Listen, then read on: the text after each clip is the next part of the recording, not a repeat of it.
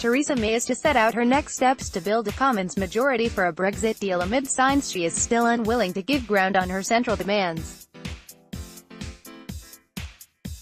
Following the crushing defeat last week of her agreement with Brussels, the Prime Minister will make oral and written statements to the House explaining how she intends to proceed.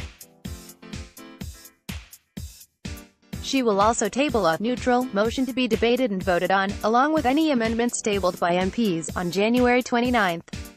Neutral motions are usually unamendable, but in this instance MPs will be able to express an alternative to the government's plan. Government sources said she would be holding further talks with MPs, as well as business leaders and trade unionists, throughout the week in an attempt to find a way forward. But after she briefed the cabinet in a conference call on Sunday about her first round of cross-party contacts last week, there was little expectation she was ready to offer concessions that could win over opposition MPs. Instead, reports suggested she was preparing to press for changes to the Northern Ireland backstop in the hope she can win round Tory Brexiteers and her allies in the DUP who voted against her original deal. The Daily Telegraph reported she was even considering trying to amend the Good Friday Agreement, although the paper quoted senior sources as saying the idea was a non-starter. Irish Foreign Minister Simon Coveney was adamant over the weekend the backstop, intended to ensure there is no hard border between Northern Ireland and the Republic, was an essential part of the withdrawal agreement. For the record, Taoiseach. That includes continued support for the EU. UK agreed why in full, including the backstop as negotiated.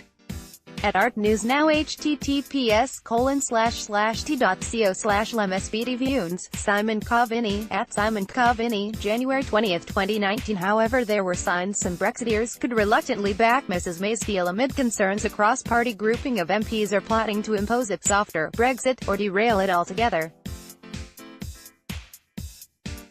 Writing in the Mail on Sunday, leading Tory Brexiteer Jacob Rees-Mogg said, even Mrs May's deal would be better than not leaving at all. There was anger among pro-Leave MPs at moves to enable backbenchers to take control of the Commons business from the government, in breach of normal conventions, through a series of amendments to the neutral motion.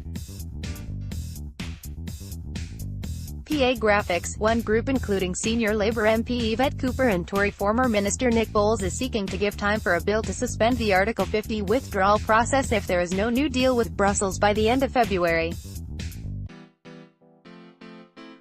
Ms. Cooper told BBC Radio 4's Today programme that she believed the Prime Minister was hoping Parliament would rule out no deal on her behalf.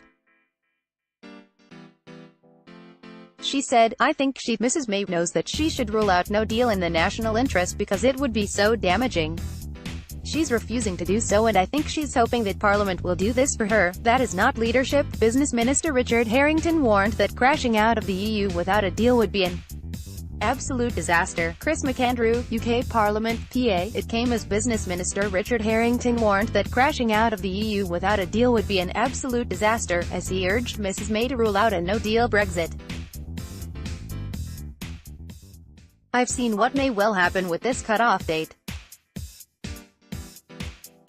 Crashing out, in my view, is an absolute disaster. It's not a road to a free trade agreement, it's not a road to anything. It's an absolute disaster for the country and it's supported by a minority of people, he told Today. Mrs May should, in my view, say, we are responsible people, we are going to do our duty to business, and we're going to rule out a no deal because we want a great deal. Another more radical amendment drawn up by former Attorney General Dominic Grieve would allow a motion by a minority of 300 MPs, from at least 5 parties and including 10 Tories, to be debated as the first item of Commons business the next day. May's no deal threat is empty and hugely expensive. Jeremy Corbyn. Mr. Grieve said it would enable the Commons to stage a series of indicative votes on the various alternatives, such as a soft Norway-style deal or a second referendum to establish which could command a majority. He denied claims he was seeking to prevent Britain leaving the EU after International Trade Secretary Liam Fox accused pro-Remain MPs of trying to hijack the 2016 referendum vote. Meanwhile, Sir Stephen Laws, a senior research fellow at the Policy Exchange and a former government law chief, said MPs seeking to delay or stop Brexit could risk involving the Queen. Mrs May is expected to use her statement to explain how she intends to proceed in the run-up to the vote on January 29, rather than setting out a detailed Plan B. Labour leader Jeremy Corbyn hit out at the Prime Minister for stymieing attempts to find a cross-party consensus through her refusal to rule out a no-deal Brexit. May's no-deal threat is empty and hugely expensive, wasting billions of pounds we should be spending on vital public services, he said. It's a pointless and damaging attempt to appease a faction in her own party when she now needs to reach out to overcome this crisis. If the Prime Minister is serious about finding a solution that can command support in Parliament and bring our country together, she must listen to the majority of MPs, as well as members of her own cabinet, and take no deal off the table.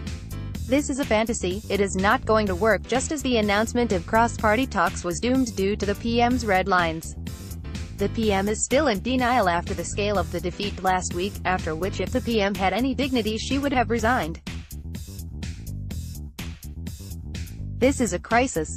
https://t.co/6fpgxd4 is X. Ian Blackford, at Ian Blackford MP, January 20, 2019. The SNP's Westminster leader Ian Blackford MP said, rather than listening to other options, the Prime Minister is instead closing them down, intent on cutting off any alternatives and leaving a false choice between her defeated dead deal and a disastrous no deal. It would be the height of irresponsibility and economic self-harm if Theresa May does not categorically rule out a no-deal Brexit today.